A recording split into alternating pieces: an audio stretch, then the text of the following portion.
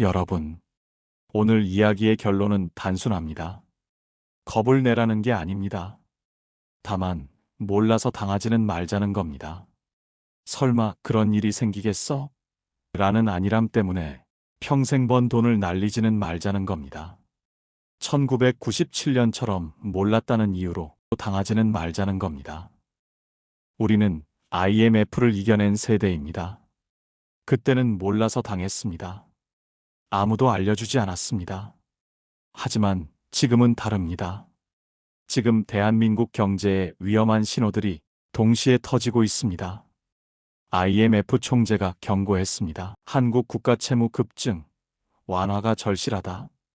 한 전문가는 외환위기 가능성을 30%라고 말합니다. 심지어 한국은행은 뱅크런 대비책까지 전격 발표했습니다. 이 모든 신호가 우리에게 말하고 있습니다. 위기가 다가오고 있다고. 지금 당장 준비하라고 말입니다. 저는 여러분이 IMF 때처럼 손 놓고 무너지는 걸 보고 싶지 않습니다. 우리는 같은 세대입니다. 같은 시대를 살아온 사람들입니다. 열심히 일했고, 자식 키웠고, 나라 발전시켰습니다. 그런 우리가 노후에 다시 위기를 맞아서는 안 됩니다. 그래서 제가 이렇게 말씀드리는 겁니다. 지금 움직이지 않으면 늦습니다. 저는 올해 66입니다. 금융권에서 30년 넘게 일하고 은퇴했습니다. 지금은 제 자산을 직접 관리하고 있습니다. 지난 12월 15일 한국은행의 발표를 보고 저는 등골이 서늘해졌습니다. 긴급 여신 지원 체계 구축. 2026년 1월부터 시행한답니다. 한 달도 채 안 남았습니다.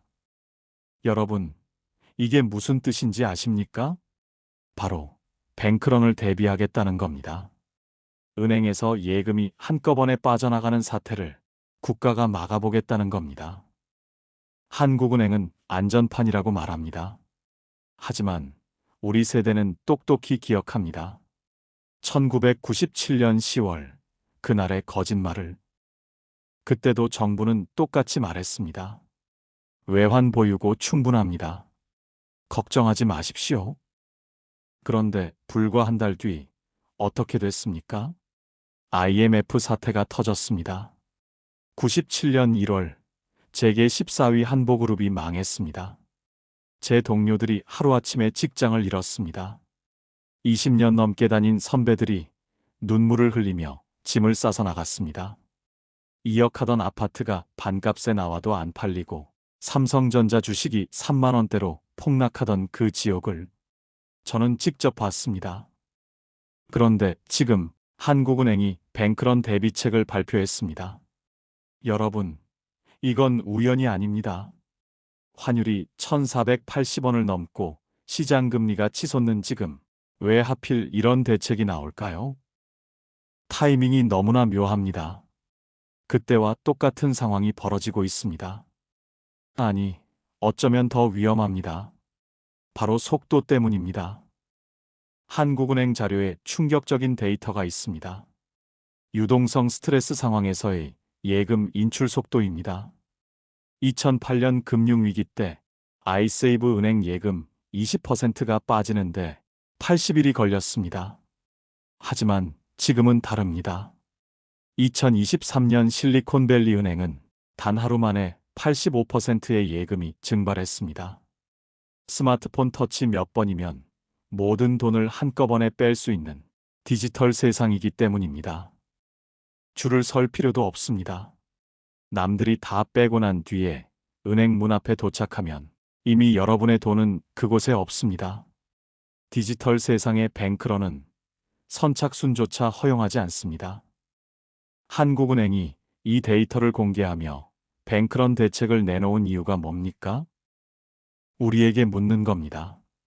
단 하루 만에 전 재산이 묶여버릴 수 있는데 당신은 대비가 되어 있습니까? 오늘 제가 드릴 말씀, 단순한 공포 조장이 아닙니다. 우리가 평생 일궈온 자산을 지키는 생존을 위한 알 권리입니다. 우리 자식들에게 짐이 되지 않기 위해서입니다. 지금 당장 확인해야 할 진실. 그리고 구체적인 생존 전략까지 하나씩 짚어보겠습니다. 2026년 1월의 경고. 한국은행은 무엇을 숨기고 있나? 그럼 지금 한국은 어떤 상황일까요? 먼저 한국은행 발표를 자세히 봐야 합니다. 표면적 이유는 이렇습니다. 디지털 전환 가속화로 인한 유동성 리스크 확대 가능성. 듣기 좋은 말입니다. 최소한의 안전판을 만든다는 거죠. 하지만 갑자기 왜 하필 지금? 다른 뉴스들에 덮여서 크게 부각이 안 됐습니다. 저만 섬뜩한 건가요? 뭔가 불안한 조짐이 있다는 뜻 아닙니까? 두 번째, 환율입니다. 원달러 환율이 지금 심상치 않습니다. 열흘이 넘게 1470원대 후반을 오락가락했습니다. 1480원 터치했다가 1479원으로 마감하고, 그러다 최근에는 1481원으로 종가 마감했습니다. 은행에 가보셨습니까? 제가 최근에 달러 좀 바꿔두려고 갔습니다. 얼마였을까요? 한 달러에 1,500원이 넘었습니다. 수수료가 붙으니까요. 실제로 우리가 내는 돈은 벌써 1,500원을 넘은 겁니다. 저는 이 숫자를 보고 깜짝 놀랐습니다. 세종대 김대종 교수가 원달러 환율 전망을 통계적으로 분석했습니다. 결과가 어땠을까요? 84% 확률로 계속 우상향. 거의 예외 없이 무조건 오른다고 봐도 무방합니다. 김 교수는 말합니다. 2025년 연말에는 1,500원을 넘을 것이다. 2026년에는 1,550원을 넘어 1,600원까지 갈 것이다. 여러분, 1,600원이 되면 우리 자산은 어떻게 됩니까? 원화로만 갖고 있으면 가치가 약 8% 줄어드는 겁니다. 1억 원이 있으면 800만 원이 증발하는 겁니다.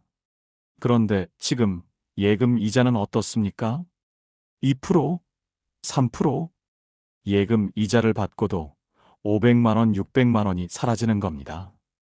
더 심각한 게 있습니다. 세 번째, 시장 금리입니다. 국고채 3년물 금리. 불과 한 달 전에는 2.4%였습니다. 지금은요? 3.03%입니다. 한 달 만에 0.6%가 올랐습니다. 여러분, 이게 무슨 뜻인지 아십니까?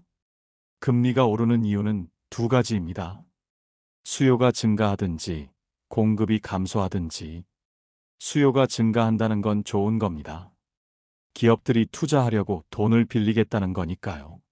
하지만 지금은 그게 아닙니다. 공급이 감소하고 있습니다. 돈 빌려주기 싫어한다는 뜻입니다. 왜 빌려주기 싫을까요?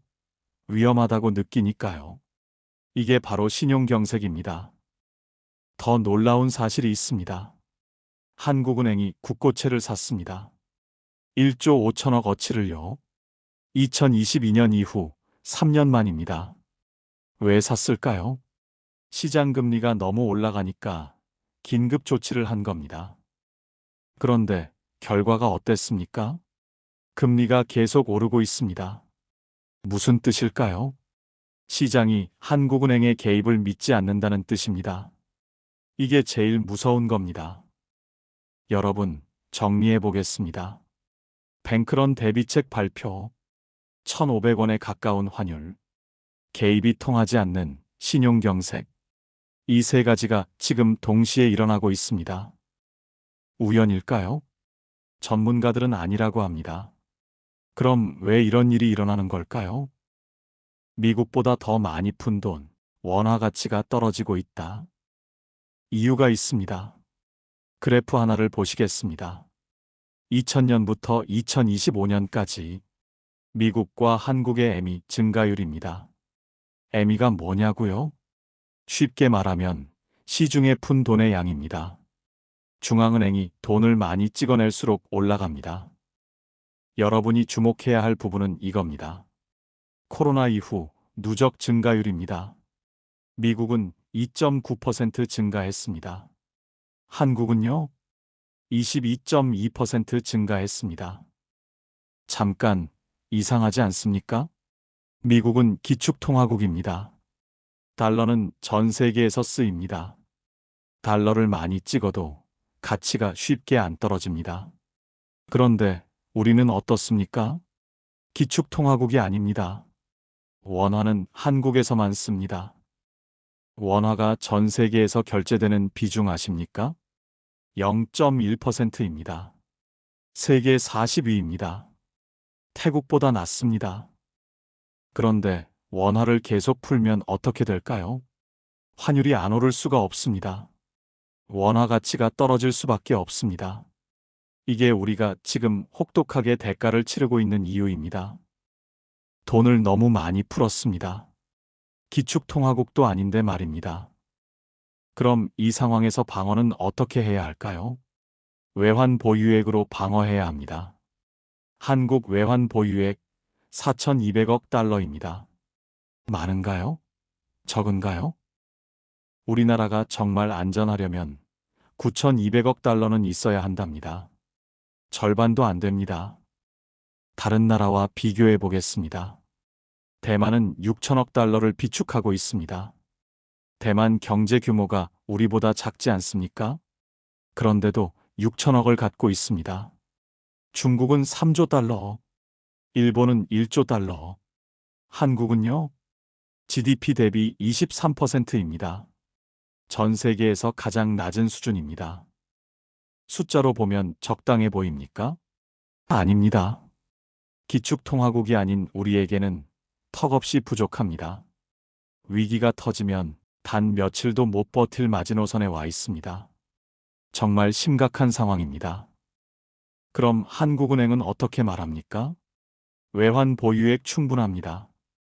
저는 믿지 않습니다. 1997년 IMF 한 달 전에도 그들은 똑같은 말을 했습니다. 문제 없습니다. 기초 체력 튼튼합니다. 우리가 직접 겪었던 일입니다. 그때 그 말을 믿었다가 우리 모두가 당했습니다. 이번에도 믿고 손 놓고 가만히 계시겠습니까? 정리하겠습니다. 공격도 문제입니다. 돈을 너무 많이 풀었습니다. 수비도 문제입니다. 외환 보유액이 절반밖에 안 됩니다. 4,200억, 필요한 건 9,200억인데요. 공격도 뚫렸고 수비도 뚫렸습니다. 위기가 올 수밖에 없는 구조입니다. IMF의 이례적 경고, 한국 부채를 경계하라. 그럼 전문가들은 뭐라고 합니까? 먼저 국제기관부터 보겠습니다. 크리스탈리나 게오르기에바, IMF 총재입니다. 국제통화기금을 이끄는 사람입니다. 이분이 대한민국을 딱 찍어서 말했습니다. 국가 채무 급증에 대한 완화가 절실히 필요하다. 2026년 확장 재정 속도를 줄여야 한다. IMF가 직접 경고한 겁니다. 1997년 그 IMF입니다. 우리가 구제금융을 받았던 그 IMF가 다시 경고하고 있습니다.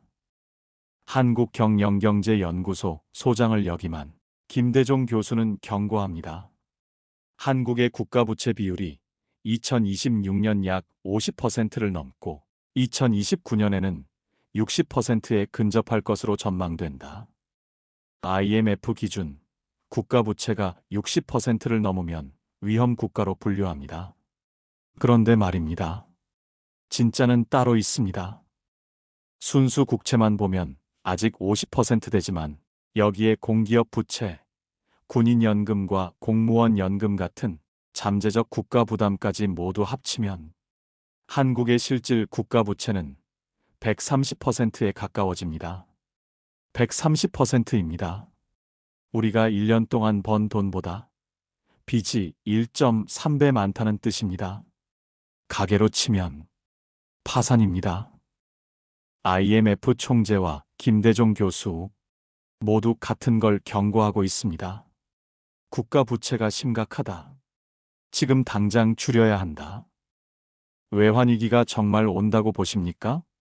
김대종 교수는 이렇게 답합니다. 현재 구조라면 외환위기가 와도 이상하지 않다. 외환 보유액 약 4,200억 달러. 위기 대비에 턱없이 부족합니다. 통화 스왑도 없습니다. 미국이 2008년, 2020년에 600억 달러씩 도와줬습니다. 지금은요, 오히려 3,500억 불을 선불로 달랍니다. 게다가 한국은 전통적으로 무역 의존도가 높은 구조입니다. 수출과 수입으로 먹고 사는 나라인데 환율이 1,500원을 목전에 두고 있습니다. 김대종 교수의 결론은 외환위기 가능성 30%입니다. 30%요? 10번 중 3번입니다. 낮은 확률입니까? 저는 결코 아니라고 봅니다. 정리해 보겠습니다. 원달러 상승 확률 84%, 외환위기 확률 30%. 지금 이 숫자들 평생 모은 재산을 걸고 내기를 하기엔 너무나 위험한 숫자입니다. 충분히 대비해야 할 확률입니다. 외환위기는 반복되어 일어납니다. 한국도 언제든지 올 수 있습니다. 롯데 분당점 철수, 중산층 위기의 시작인가? 여러분, 기억나십니까? 1997년 IMF를 주가지수는 1000에서 270으로 폭락했습니다. 1000원이던 환율은 2000원이 됐습니다. 기업도 은행도 절반이 무너졌습니다. 대우그룹, 쌍용그룹, 한보그룹, 재벌그룹들이 하루아침에 사라졌습니다. 제 주변 사람들도 그랬습니다. 작은 공장을 하던 대학 동기가 부도를 맞았습니다. 빚내서 아파트 3채 갖고 있던 한 친구는 하루아침에 전 재산을 날렸습니다. 남는 건 빚뿐이었습니다. 그게 우리가 겪었던 IMF, 외환위기입니다. 은행 절반이 무너졌습니다. 젊은 분들은 모르겠지만 우리 세대는 압니다. 한일은행 어디 갔습니까? 상업은행, 평화은행 다 어디 갔습니까? 모두 합쳐져서 우리은행 됐습니다. 조흥은행, 신한은행과 합병됐습니다. 외환은행, 하나은행과 합병됐습니다. 은행 절반이 흔들리는 게 IMF입니다. 여러분, 비행기 추락 확률이 30%라면 타시겠습니까? 절대 안 탈 겁니다. 김대종 교수는 이번 위기 가능성 30%라 했습니다. 그런데 우리는 지금 그 비행기에 타고 있습니다. 그런데도 사람들은 느끼지 못합니다. 지금 위기는 서서히 다가오고 있습니다. 아니, 우리 주변에 이미 와 있습니다. 초양극화를 보십시오. 전 세계 매출 1위 백화점이 어디 있는지 아십니까? 뉴욕? 런던? 도쿄? 아닙니다. 한국입니다. 신세계 강남점 3조 3,269억, 롯데 잠실점 3조 550억, 신세계 센텀시티 2조 5천억, 상위 4개 백화점 합산 거래액이 10조 원이 넘습니다. 돈 있는 사람들은 우리가 상상도 못할 만큼 쓰고 있다는 뜻입니다. 그런데 말입니다. 그 옆은 무너지고 있습니다. 롯데백화점 분당점 문을 닫습니다. 1999년 개점 후 27년 만입니다. 분당이 어떤 곳입니까? 대한민국 중산층의 중심지입니다. 준강남 지역이라 불리는 곳입니다. 서현역 앞 최고 입지입니다. 왜 문을 닫겠습니까? 바로 옆 판교 현대백화점 때문입니다. 손님들이 다 판교로 갑니다. 더 럭셔리, 더 고가, 더 좋은 것만 찾아갑니다. 이게 초양극화입니다. 이제 중간은 없습니다. 1등 아니면 살아남지 못합니다. 2등도 문 닫습니다. 옆 사람 다 죽여버립니다. 지금 전 세계 10개국이 외환위기를 겪고 있습니다. 파키스탄, 스리랑카, 바레인, 베네수엘라, 아르헨티나 등. 아르헨티나 은행 이자는 100%까지 치솟았습니다. 역사는 반복됩니다. 결코 남의 나라 이야기가 아닙니다. 이미 우리 주변에 와 있습니다. 우리만 못 느끼는 겁니다. 그냥 경기가 안 좋은 건가 싶죠? 아닙니다. 위기입니다. 롯데백화점 분당점이 철수합니다. 우리가 이 신호를 무시하면 안 되는 이유입니다. 오늘 이 방송을 듣고 계신 지금, 이 순간이 마지막 기회일 수 있습니다. 지금 우리가 해야 할 것, 뱅크런 대비 생존 전략. 그럼 우리는 무엇을 해야 할까요? 먼저, 지금 당장 확인해야 할 세 가지입니다. 첫째, BIS 비율입니다. 여러분이 돈 맡긴 은행, 안전합니까? 특히 저축은행과 같은 이금융권 말입니다. AI한테 물어보십시오. 챗GPT한테요. 현재 대한민국 은행 중 BIS 비율 낮은 곳은 어디야? 내 돈이 정말 안전한 곳에 있는지 꼭 확인하십시오. 둘째, 예금 분산입니다. 예금자 보호 1억 원까지만 됩니다. 1억 넘으면 반드시 분산하십시오.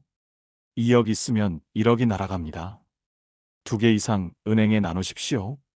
국민은행, 기업은행, 하나은행과 같이 전국 점포망을 가진 시중은행이 안전합니다.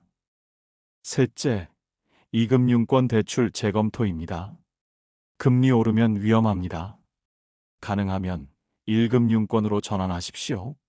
지금 시장 금리가 올라가고 있습니다. 여러분 대출 금리도 따라 올라갑니다. 이제부터가 진짜입니다.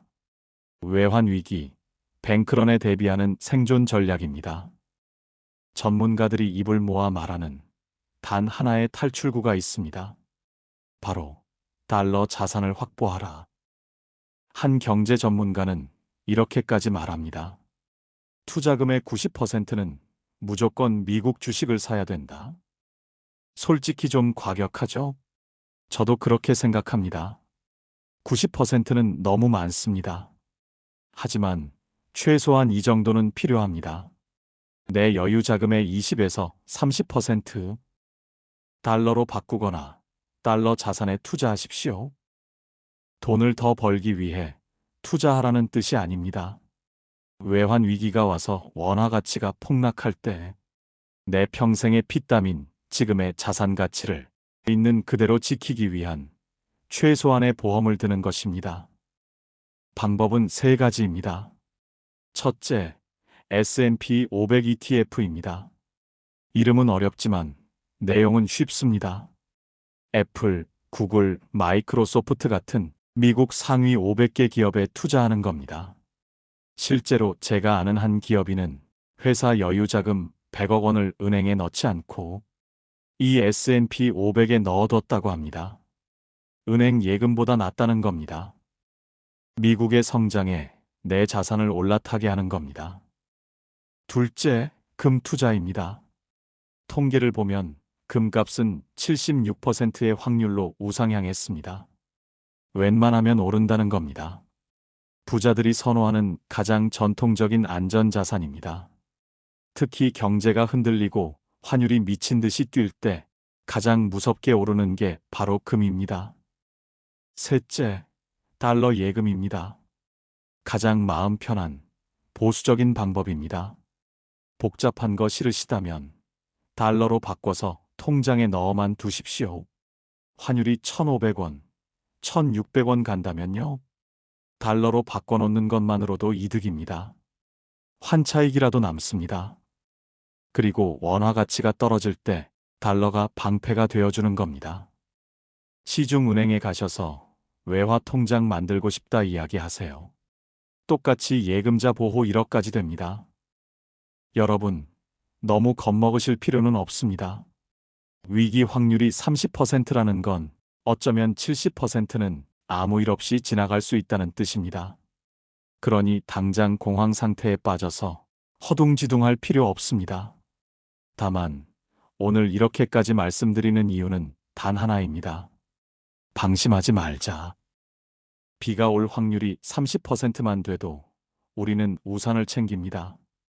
하물며 내전 재산이 걸린 문제라면 당연히 경제 우산 하나쯤은 준비해야 하지 않겠습니까? 전 재산을 다 바꾸라는 게 아닙니다. 하지만 분산은 하십시오. 딱 20에서 30%만 떼서 분산하십시오. 계란을 한 바구니에 담지 마라. 지겨울 정도로 들어보셨죠? 은행 예금만 믿지 마십시오. 부동산만 믿지 마십시오. 지금처럼 원화 예금에만 혹은 부동산에만 내 모든 노후를 걸어두는 건 아주 위험한 도박입니다. 달러, 금, 주식으로 내 자산의 수비진을 골고루 배치하십시오. 여기까지 긴 이야기 들어주셔서 감사합니다. 잠시 숨을 고르고 우리 살아온 길을 한번 돌아봅시다. 참 치열하게 사셨지요? 자식들 공부시키고 뒷바라지 하느라 정작 당신들 몸 하나 돌볼 겨를 없이 달려오셨을 겁니다. 우리 세대가 어떤 세대입니까? 빈손으로 시작해서 이 나라를 이만큼 키워냈고 1997년 그 서슬 퍼런 IMF 위기 속에서도 금반지 꺼내들며 나라를 살려냈던 저력 있는 사람들 아닙니까? 그때 우리는 참 막막했습니다. 아무도 우리에게 위기가 온다고 말해주지 않았고 속수무책으로 당할 수밖에 없었지요. 그래서 제가 오늘 조금은 무거운 목소리로 때로는 서늘한 경고로 여러분의 마음을 흔들었던 겁니다. 이제야 조금 살만해졌는데 이제야 자식들 다 키우고 내 노후 좀 챙겨보려 하는데 또다시 그런 위기가 우리를 찾아오게 둘 수는 없지 않습니까? 우리가 흘린 그 수많은 땀방울이 단 하루 만에 물거품이 되는 걸 어찌 가만히 보고만 있겠습니까? 여러분, 2026년이 눈앞에 다가왔습니다. 2026년이라는 숫자가 조금은 낯설고 어쩌면 이제는 두려우실 수도 있습니다. 하지만 겁내지 마십시오. 이번에는 우리가 먼저 알고 있지 않습니까? 이번 연말에는 가족들을 챙기는 것만큼이나 여러분의 계좌를 한번 따뜻하게 들여다봐 주십시오. 큰 욕심내서 돈을 더 불리라는 게 아닙니다. 그저 전 세계에서 돈 제일 잘 버는 500개 기업, S&P 500에 내 노후 자금을 나눠 묻어두고 금과 달러라는 확실한 비상금을 챙겨두는 겁니다. 망할 리 없는 튼튼한 울타리에 내 재산을 옮겨두는 것. 이 정도 안전벨트만 매두셔도 웬만한 경제 태풍은 거뜬히 넘길 수 있습니다. 유튜브에서 S&P 500 금투자 검색해 보세요. 석학과 전문가들이 전하는 이야기를 들어보세요. 그리고 확신이 드시면 자식들에게 나 노후 자금 좀 지키고 싶다. 외화 계좌 만드는 것 좀 도와다오라고 당당하게 말씀하십시오. 그게 우리 자식들에게 짐이 되지 않는 가장 현명한 부모의 모습이기도 합니다. 세상이 아무리 변하고 디지털 뱅크런이니 뭐니 무서운 소리가 들려와도 우리는 길을 찾을 겁니다. 늘 그랬듯이요. 미국 금리가 내려간다는 소식도 들려오니 너무 낙담만 하지 마십시오. 위기라는 구름 뒤에는 항상 기회라는 햇살이 숨어 있습니다. 다만 그 햇살을 맞이할 준비된 우산은 꼭 챙기셔야 합니다. 여러분, 고생 많으셨습니다. 그리고 앞으로도 우리는 당당할 겁니다. 어려운 시기일수록 우리 세대만의 그 단단한 품격으로 이번 고비도 함께 넘어가 봅시다. 오늘 이 이야기가 여러분의 마음속에 작은 등불이 되었다면 잊지 말고 주변 친구들에게도 이 따뜻한 경고를 나눠주십시오. 함께 가면 외롭지 않습니다. 여러분의 인생이 담긴 그 소중한 자산 꼭 건강하게 지켜내시길 바랍니다. 준비된 우리에게 2026년은 위기가 아니라 새로운 희망의 시작이 될 것입니다. 이상으로 나이들매 품격이었습니다. 황금빛으로 물들어가는 여러분들의 건강하고 행복한 인생 이막을 응원합니다. 끝까지 시청해 주셔서 감사합니다.